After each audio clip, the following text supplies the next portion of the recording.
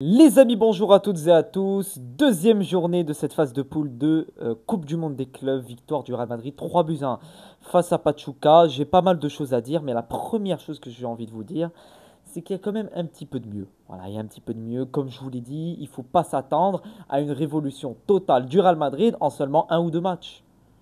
Parce que j'ai vu plusieurs personnes, et je trouve ça ridicule, il faut vraiment ne pas connaître le foot pour dire ça, des Xabi out, Xabi n'est pas l'homme de la situation, Xabi ne fera pas la saison qu'on veut, c'est bon, la saison elle est déjà foutue, élimination en Ligue 2. Arrêtez, arrêtez. L'équipe a encore les traces de la tactique d'Ancelotti. Il y a toujours ces automatismes. Les automatismes ne se changent pas du jour au lendemain, les gars. Une équipe de football, quand elle a été habituée à une certaine tactique, à un certain jeu, à un style de jeu, donc dans ce cas-là, Carlo Ancelotti pendant 4 saisons où tu as eu un Real Madrid qui était plus basé sur la combativité et sur la mentalité que sur un certain principe de jeu, c'est pas du jour au lendemain que tu vas apprendre à des joueurs à presser, à des joueurs à faire du 1-2. Ça se fait pas, ça. Ça avec du temps. Dans 3 mois, par exemple, là, je pourrais vraiment critiquer s'il y a quelque chose qui ne me plaît pas au Real Madrid, le Real Madrid de Xabi Alonso. Mais là, actuellement, évidemment qu'il faut le laisser travailler. Et il faut lui donner les clés de l'équipe. Et s'il a besoin d'un joueur, il faudra lui donner. Parce qu'il y a toujours un... Bon, aujourd'hui, je ne vais pas vous mentir que le milieu de terrain m'a plu. Même dans la circulation du ballon, ça m'a beaucoup plu. Surtout en deuxième mi-temps. Surtout en deuxième mi-temps. Arda Güler, ça m'a plu. C'est le joueur, en fait, c'est le profil de joueur, peut-être l'un des seuls dans ton équipe qui est capable de porter le ballon vers l'avant et d'organiser le jeu. Il faut parfois qu'il évite d'être un petit peu trop comment dire, dans la déstabilisation. Et il faudrait qu'il soit plus dans l'organisation parce que c'est là où on demande à Arda Güler d'être bon, c'est dans l'organisation du jeu. Mais en tout cas, il a fait un top match, buteur, sur une excellente séquence de jeu. Et c'est ce qui m'a sauté à l'œil, c'est que sur les deux matchs du Real Madrid, on a eu deux trois buts avec de vraies séquences de jeu. Une vraie action de jeu qui commence et qui finit. Et ça me plaît. Et encore une fois, Gonzalo Garcia est hyper important. Et c'est là où je vous dis vraiment que pas besoin d'aller chercher un Boudimir, d'aller chercher un neuf. Non, non, arrêtez. Gonzalo Garcia est le joueur clé pour être le remplaçant de Mbappé et d'Hendrick. Et il devrait avoir beaucoup plus de temps de jeu la saison prochaine. Parce qu'il propose en deux matchs, c'est un but, une passe D. Et c'est l'un des seuls joueurs à être là dans le pressing. Contrairement à Vinicius qui n'est pas là dans le pressing. Parce que Vinicius, faudra en parler. Son niveau m'inquiète. Son niveau m'inquiète, les gars. Il n'est plus décisif dans ses dribbles. Sa déstabilisation, c'est pas suffisant. Certes, il y a des moments où dans l'avant-dernière passe, il sera évidemment bon. Et encore heureux. C'est quand même un joueur qui a fini il y a un an et demi, à peu près. Un an, même pas. euh, qui a fait une excellente saison, vainqueur de Ligue des Champions et compagnie, qui a fini il y a quelques mois deuxième au Ballon d'Or, entre guillemets, douillé, parce qu'il devait finir premier. Voilà, c'est un joueur confirmé, etc. Donc encore eux qui sachent faire encore les avant-dernières passes. Mais on lui demande plus. C'est pas ça le Vinicius qu'on connaît. Et c'est pas ça ce qu'on demande d'un ailier. Un ailier déstabilisateur, on lui demande d'être là dans la finition, certes, mais d'être là dans la dernière passe. On s'attend pas à ce qu'il fasse l'avant-dernière passe ou l'avant-avant-dernière passe. C'est pas ça. Sinon, ça serait très. Sinon, en fait, chaque joueur, bah, toute l'équipe aura fait un bon match, puisque tu vas dire, ah, il a fait l'avant-dernière passe, il a fait l'avant-avant-dernière passe sur cette. Arrêtez, ça marche pas comme ça. Soit tu es décisif, soit tu l'es pas. Point barre. Et Vinicius, parfois je le trouve même beaucoup trop lourd dans ses accélérations, dans sa capacité de percussion, trop lent et un peu trop prévisible. Donc c'est pas le Vinicius qu'on attend et j'attends encore un Vinicius beaucoup plus décisif.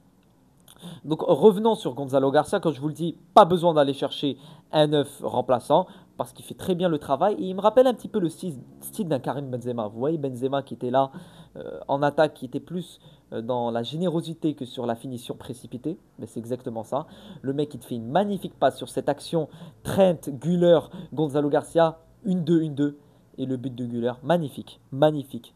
Pour le premier but, où tu as le but de Bellingham, également c'est une action de jeu avec une capacité de finition qu'on connaît d'ailleurs d'un Jude Bellingham, qui reprend confiance avec ce but. Donc ça fait du bien. Ça fait du bien pour ce joueur, même si après la Coupe du Monde des clubs, il devrait se faire opérer et devrait être absent pendant de longs mois. Le troisième but, donc, Fede Valverde. Faut en parler parce que ce joueur est dans l'effort collectif. Il est généreux pour son équipe. Il est toujours là pour faire l'effort. Ce mec est increvable. Ce mec est increvable, inépuisable. Voilà, franchement, c'est vraiment quelque chose qui me surprend chez un joueur comme Valverde, qui su, pendant toute la saison, il a joué, je pense, plus de 50 matchs, voire plus, que ce soit en club ou en équipe nationale. Et il continue à te faire des efforts, à être là, à avoir la hargne, à être un soldat sur le terrain, à te sortir un but. Voilà, il faut faire l'effort pour aller chercher ce but. Avec évidemment une très belle action de jeu, un excellent centre de Brahim Diaz. D'ailleurs, une belle entrée. L'entrée également de Modric et Ceballos, franchement, ça me fait du mal de voir que Modric ne continuera pas une année de plus au Real Madrid. Ça aurait été vraiment le joueur de la transition, le joueur d'expérience dans le vestiaire, qui est d'ailleurs un joueur qui a connu Xabi Alonso en tant que joueur, qui l'a côtoyé au milieu de terrain.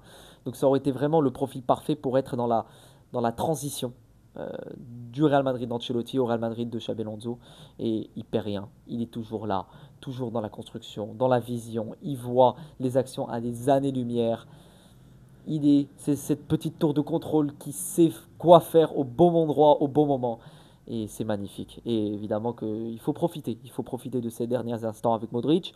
Ceballos qui a fait une excellente entrée. Voilà, j'ai beaucoup aimé. Toujours dans la distribution, l'organisation. Et j'aimerais bien voir Ceballos sous Xabi Alonso, ce que ça peut donner. Parce que ça peut être également un très très beau joker de luxe. Dean Huijsen. Dean Huijsen, on va en revenir parce que franchement, what a signing les gars. Quelle signature, quel joueur. Incroyable d'être allé chercher ce joueur.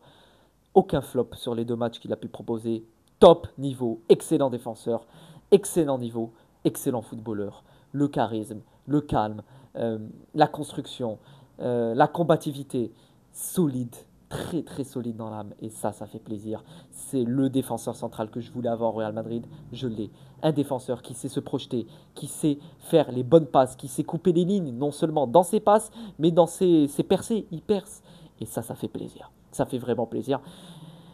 Ce qui est le contraire de Raúl Asensio qui prend le carton rouge dès le début de match. Et là, directement, quand je vois ce carton rouge, les gars, je vais pas vous mentir que je me dis que ça va plomber le match. Raúl Asensio, c'est énervant, les gars. C'est énervant.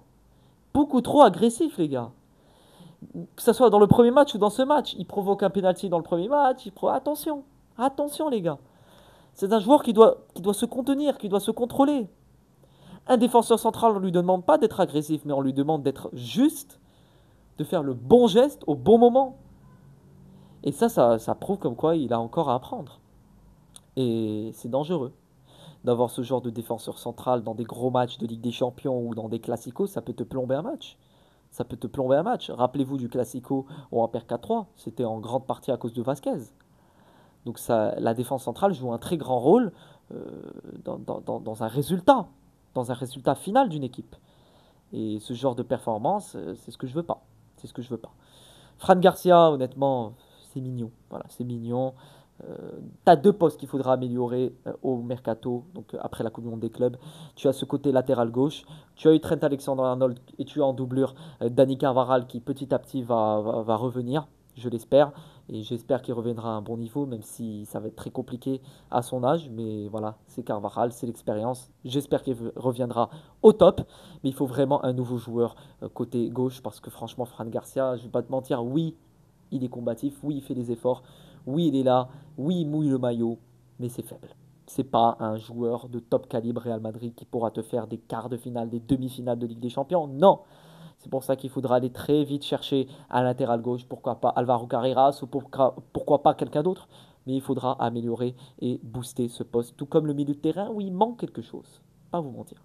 Güler, certes, il est dans l'organisation, mais il manque quand même quelque chose dans la vision, dans le contrôle du tempo, le contrôle du milieu, du jeu de l'équipe, du cœur du Real Madrid.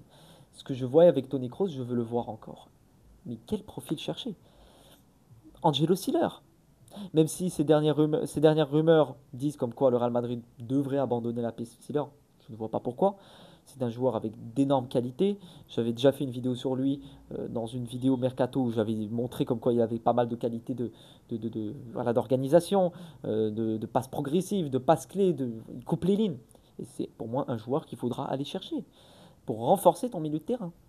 Pour renforcer ton milieu de terrain. Même Kamavinga, j'ai hâte de son retour, j'ai hâte qu'il reprenne des minutes de jeu parce que Kamavinga, ça peut être très très fort sous Xabi Alonso. Alors Thibaut Courtois, franchement, Thibaut Courtois, les gars, homme du match pour moi. Le mec, il te sort des actions, des quasi-buts. Quasi-buts, il est toujours là. Et je l'ai dit et je le redis. La saison dernière, Courtois était, voilà, était un des seuls joueurs à être au niveau, avec des Valverde, etc. Mais Courtois a toujours été présent et on voit le grand Courtois et on l'a vu dans ce match. Il t'a sorti des parades et franchement, Courtois, ça fait beaucoup de bien. Ça fait beaucoup de bien, ça donne de la sérénité pour ton équipe, de la confiance d'avoir un gardien qui est capable de te sortir des quasi-buts et qui peut te redonner espoir. Très bon match de Thibaut Courtois, qui est peut-être pour moi l'homme du match avec Fede Valverde. Alors j'ai pas trop compris pourquoi ne pas avoir donné un peu de temps de jeu pour Rodrigo. Ça aurait été peut-être un peu plus intéressant de lui donner quelques minutes de jeu. Mais bon, on essaye de faire souffler. La compétition est longue avec la chaleur, l'humidité et les conditions. C'est très compliqué. Il faut conserver au maximum l'équipe. Mais je ne vais pas vous mentir que j'ai trouvé quand même pas mal de bonnes choses, de belles séquences de jeu sur ce match comparé au match face à El Hilal. Il faut donner du temps à Xabi Alonso. Il faut lui donner du temps pour construire. Évidemment qu'au Real Madrid, tu n'as pas le plein temps comme dans certains clubs. Tout doit être parfait en quelques mois. Tu dois gagner très très vite. Et évidemment que pour moi, il ne faut pas s'attendre à ce que Xabi Alonso rafle tout. Les gens pensent comme quoi Xabi Alonso va venir. Certes, on a l'optique d'aller tout rafler, c'est la mentalité Real Madrid. Mais il ne faut pas lui sauter dessus si la première saison tu ne prends pas la Ligue des Champions. Certes, il faut quand même mettre des belles bases et au moins aller chercher un trophée majeur, une Liga ou une Copa. Et pourquoi pas une Liga. Si tu gagnes une Liga, par exemple, ça montrerait comme quoi il y a de la continuité, il y a de la constance, il y a de l'amélioration, il y a une certaine régularité. Et une Liga, je ne dirais pas non, ça montrerait comme quoi Xabi Alonso fait du bon travail et que la reconstruction dans une nouvelle ère se fait petit à petit. Mais aller se jeter dessus dès le premier match, oh, il a fait un partout, oh, le jeu n'est pas bon, oh, où est le pressing? Calmez-vous, calmez-vous, calmez-vous. Et t'as certains qui viennent te comparer flic, c'est pas les mêmes conditions. C'est pas les mêmes conditions. C'est pas les mêmes conditions. Tu as un Real Madrid qui est en ruine au niveau technique, au niveau footballistique, sans fond de jeu depuis plusieurs années. Il se base sur la combativité, l'identité du club et le courage, etc. Les mentalités, les valeurs du Real Madrid. Mais à part ça, le Real Madrid n'a aucun style de jeu. Et c'est ce que devra aller chercher Xabi Alonso. Trent Alexander-Arnold, j'ai trouvé quand même un petit peu mieux. Voilà, un petit peu mieux, même si voilà, il devra s'adapter petit à petit. Il devra prendre ses marques, comme il a pu le dire. Mais voilà les gars, c'était un match, voilà, tu encaisses un but, certes. Première mi-temps qui était un peu compliqué à entrer dans son match. Voilà, il fallait donner du rythme. Mais au final, voilà, le Real Madrid prend les 3 points, se rassure, entre guillemets, parce que voilà, c'est pas terminé. Il voudra aller battre Salzbourg la semaine prochaine pour avoir une place en huitième de finale et surtout premier de ce groupe. Et tu devrais affronter normalement la Juve ou Manchester City. Et franchement, la Juve ne serait pas un client facile parce qu'on l'a vu aujourd'hui.